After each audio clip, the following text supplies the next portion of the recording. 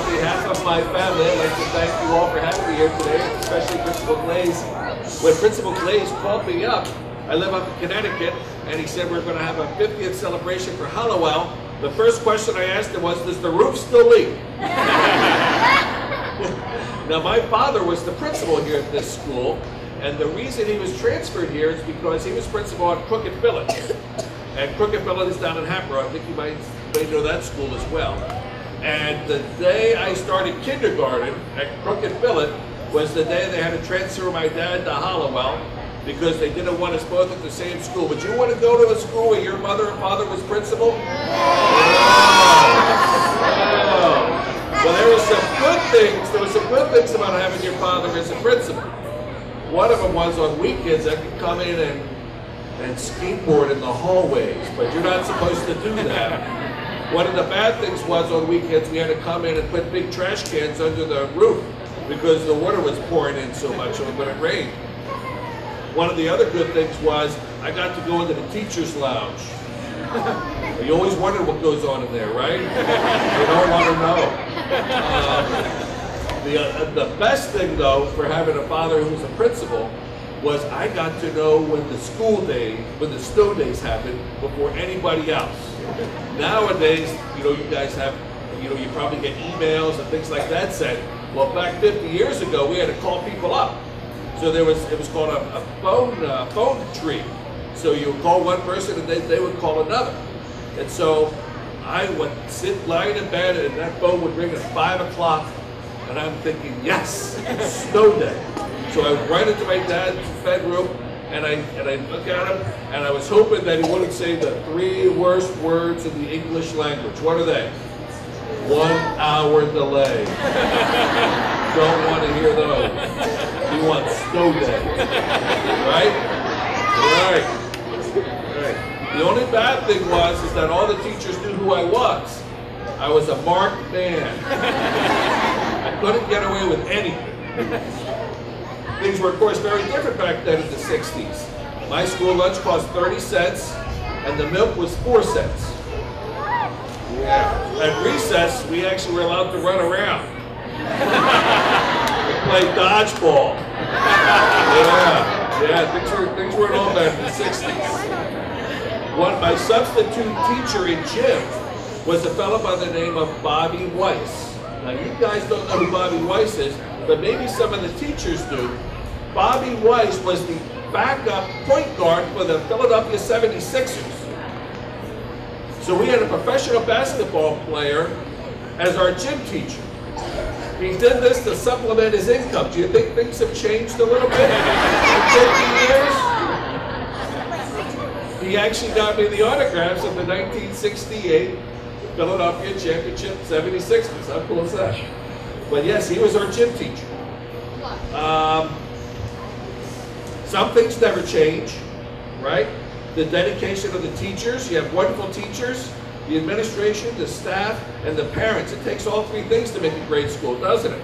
In addition to great kids, you need great parents, great teachers, great administrators to create a place of pride that we can all be very, very proud of.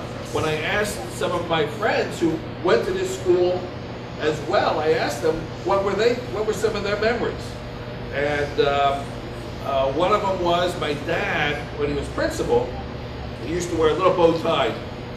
And he would drive to school like this, in an old car. And my friends would ask me, does your dad always drive like this? And I said, that's when he came home. Driving to school, he actually stood up straight and was very happy. It was only driving home that he got a little tired and hunched over a little bit. And I asked someone what it was like to be called into the principal's office when my dad was the principal. And I'm sure that's never happened to any of you, and I'm sure this, if it did happen with Principal Glaze, it would be very similar to when my dad was principal, which was he sort of made you feel a little embarrassed that you did what you did and you were letting him down. He never yelled, he never screamed, but he felt like, afterwards he felt like you let my dad down a little bit if he did something he shouldn't have done, and I'm sure the same applies today. I'll close with a little story. Really, it's more for the teachers, and this is is about maybe 20 years ago, so I'm maybe 30. And it's Thanksgiving weekend. I'm at my parents' house, and there's a knock on the door, and this 30-year-old man, you know, is knocking on the door. I didn't recognize him, and he said, "May I help you?" And he says, "I'm here to see Mr. Bill Walber." So I'm Mr. Bill Walber. He said, "Well, you're not the guy I'm looking for." And I said, "Oh, he must be my dad." So he came in and told my dad about how things weren't going so well for him. But he remembered some kind words that my father had given him when he was in my dad's office, the principal's office, and how that helped him and helped him do some very good things. And of course, it brought tears to my dad's eyes. And of course, it's a wonderful story for all teachers out there why they do what they do. So with that, I want to thank you again for having me back here. My dad was principal here for a long time. I don't think he was the first principal here, but I think he was principal here for probably about 20 years. And he loved this place very, very much. So thank you.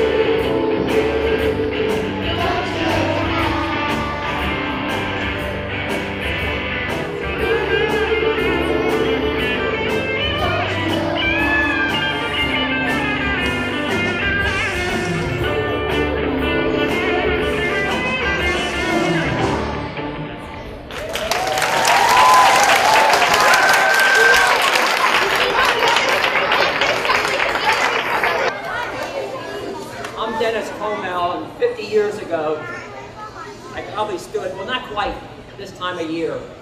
I was hired to be the first 6th grade teacher. And back in those days, 6th grade was included in the elementary school. We didn't have middle schools at the time.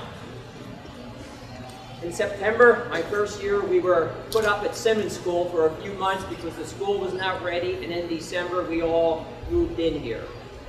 I just want to share 2 things with you. One, some of the growing pains the school itself had, that I know the superintendent never knew about, that's for sure.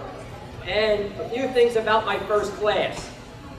When you're my age, you probably won't remember what you had for breakfast yesterday.